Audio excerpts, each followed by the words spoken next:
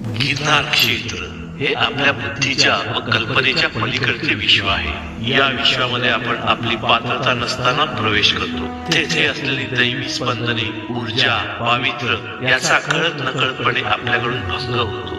म्हणून पहिल्या पायरीवर महाराजांना प्रार्थना करा की हे ईश्वरा, मी तुम्हाला शरण आलोय, मला सांभाळा आणि आपल्या शरीरातील अहंकार पेटवून तिथेच भस्म करा व पूर्ण समर्पण भावाने दत्त महाराजांना शरण जा।